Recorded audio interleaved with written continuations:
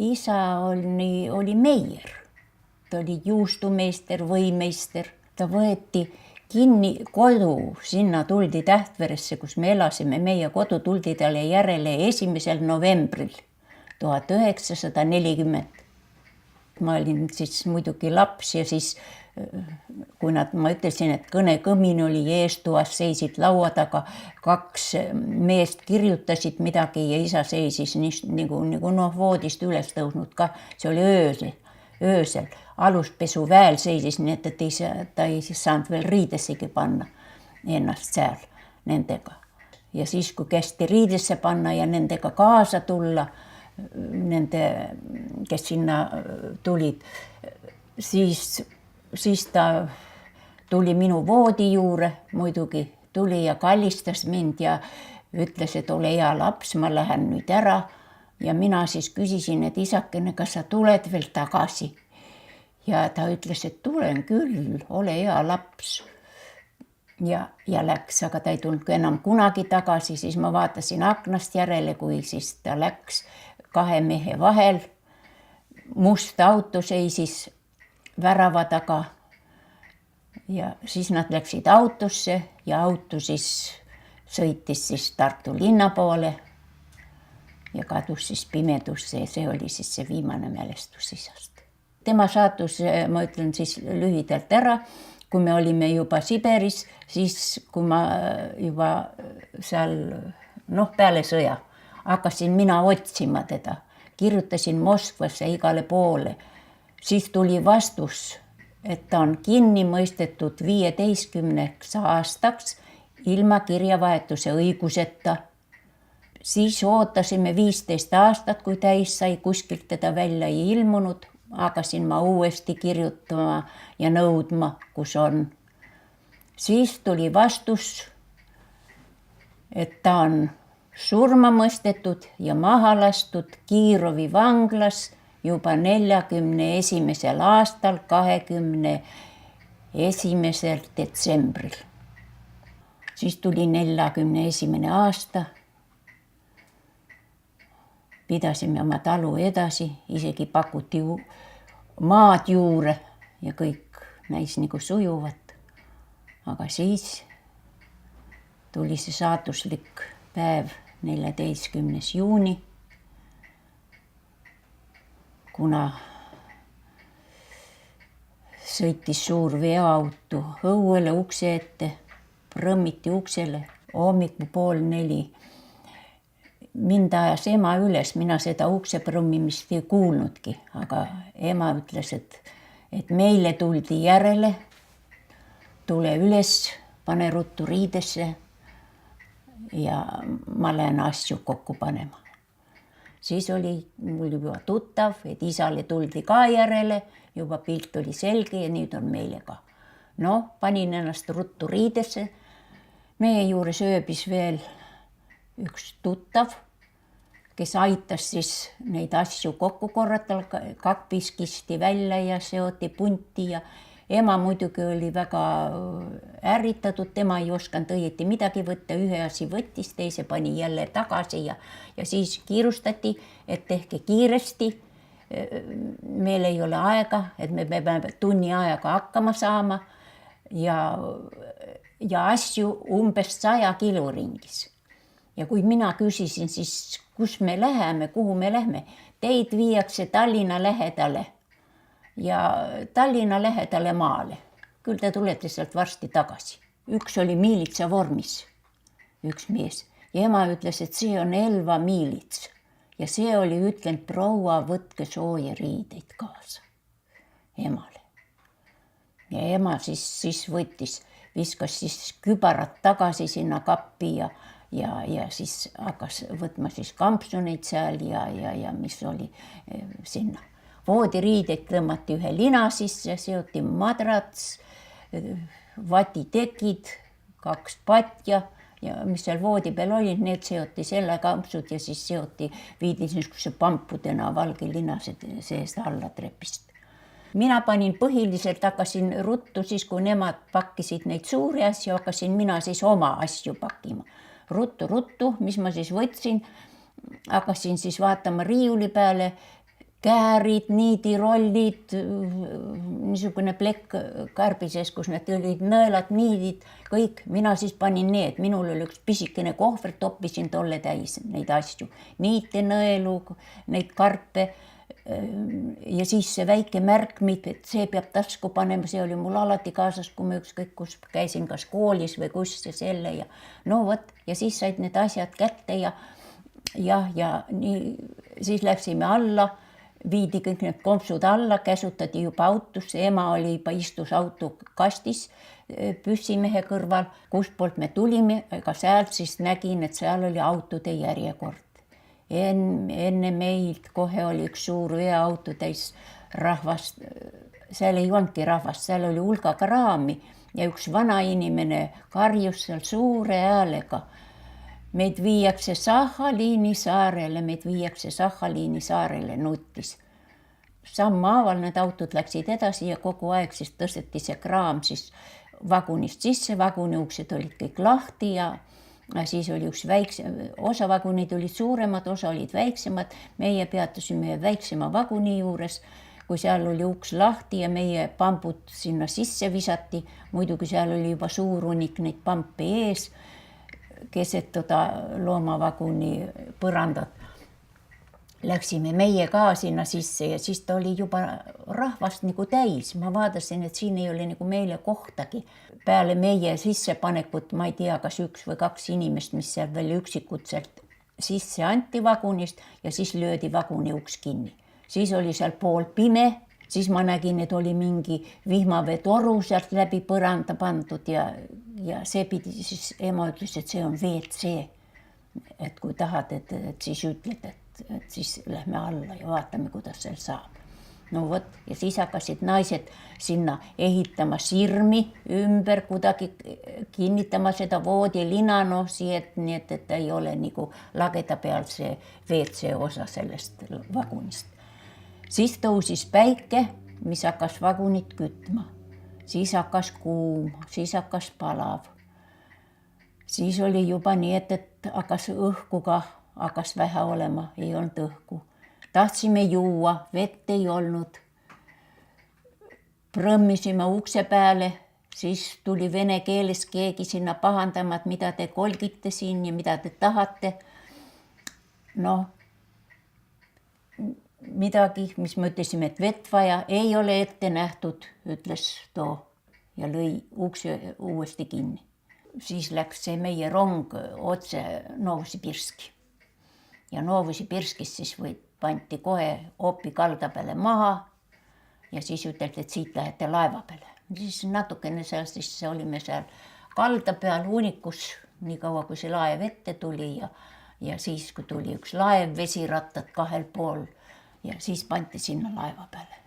Siis ei näinud enam ühtegi maja, siis oli ainult need põõsad, puud, sääski must tuhat, tuult ei olnud, sellepärast et nad varjasid ära selles ja siis vehkisime ainult, saime siis need, kui peatus siis vihamurda, niisugune viht oli, siis tollega ainult vehkisime siis neid sääski ära.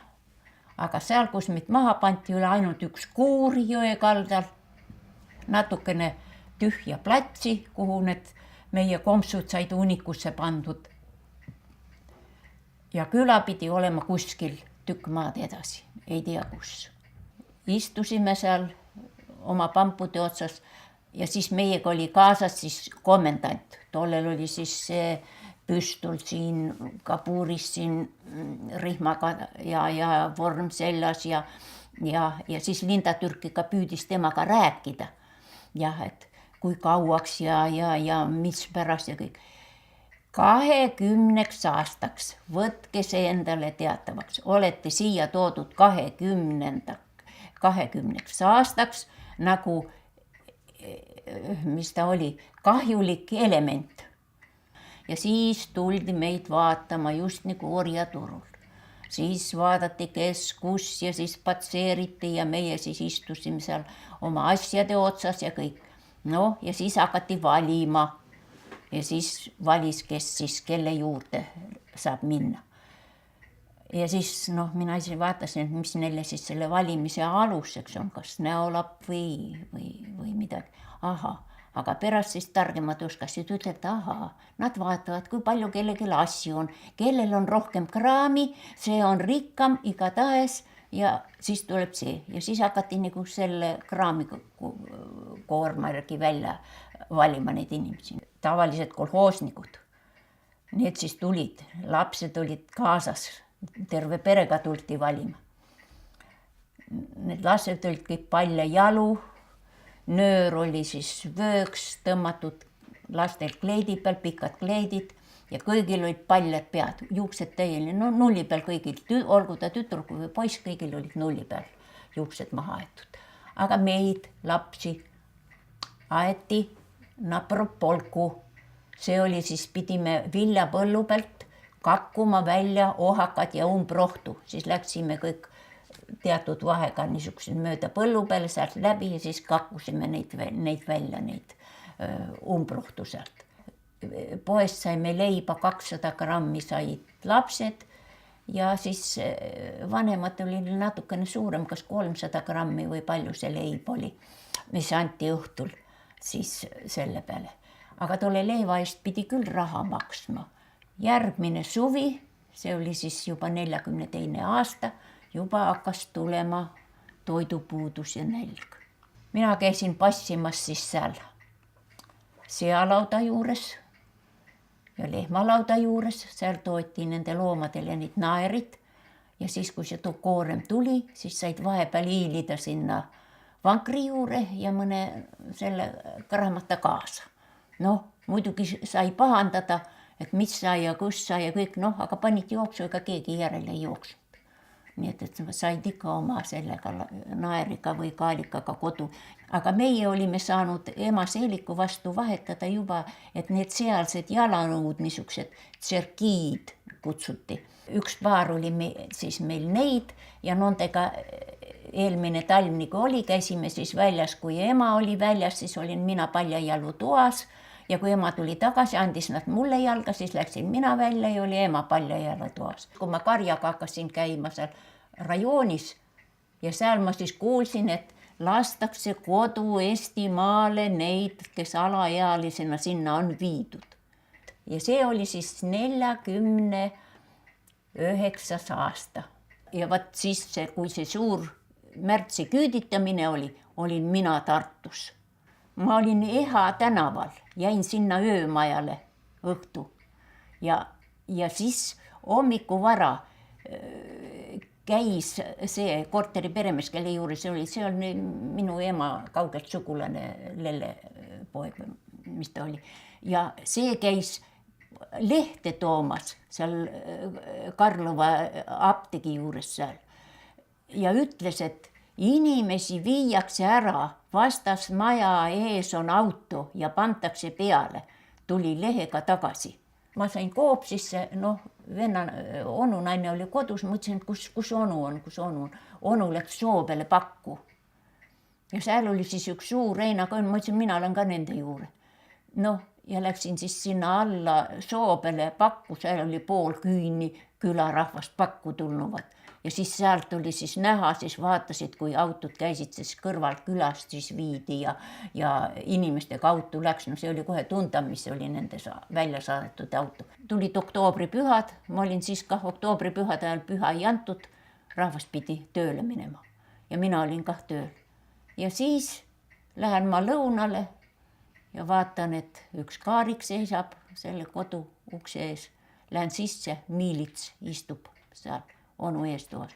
Onunaine oli ütlenud, et ta oli tulnud sinna ja küsinud mind ja tema onunaine oli ütlenud, et tuleb varsti. Noh, ja ma tulin ka lõunale, kella pealt käisin lõunal. Ja ta ütles, et mul on see nõus teid, käsk teid arreteerida, pange see, võtke midagi kaasa ja ma viin teid ära, ta ütles, ta ei ütlenud, kuhu ta mind viib. Ära, noh, ja siis oli mul selge pilt. Ja siis kutsuti mind ülekuulamisele see mingisugune uuriva või ma ei tea, kes ta oli, erariides oli, kutsuti mind kabinetti ühe korra ja siis ütles, et vaat niiviisi on nüüd, need peavad tagasi minema ja nii ja siis muidugi küsiti, aga võib-olla te tahate meiega koostöö teha, kas te ei taha midagi? Ma ütlesin, milles see koostöö seisneb, kui midagi niisugust ütlete meile, mis keegi räägib, mis me räägime. Mina ütlesin, et oi jumal, minu kuulest ei räägi keegi midagi. Teab, et mina olen Venemaalt tulnud, kes minu kuuldes midagi räägib niisugust, mis ma ütlesin, et oi ei, et selle peale küll loota ei saa siis juba. Aga siis me saaks teid aidata, et te saate siin kauem olla. Ma ütlesin, et ei, niisugune asi ei lähe. Ja et mina ei saa ja mina ei ole võimeline. Ja siis saadeti mu sinna, ta ütles, et mõtelge veel ja kui te olete järele mõeldnud, siis ütelge, et te tahate minuga kokku saada siin üleval toas. Ja ma ütlesin, ma ütlen siis. Ja tahtsin ainult sealt rutem välja tema juurest. Ja siis hakkas minema vanglast vanglasse, sinna Tallinnasse, sealt Leningradi, Leningradist Kiirovisse, Kiirovist Sverdlovskisse, Sverdlovskist läksingi kohe vist Novosibirskisse. Ja Novosibirskisse seal. 18 aastat olin Siberis. Kokku sellega 2-kordse viimise peale.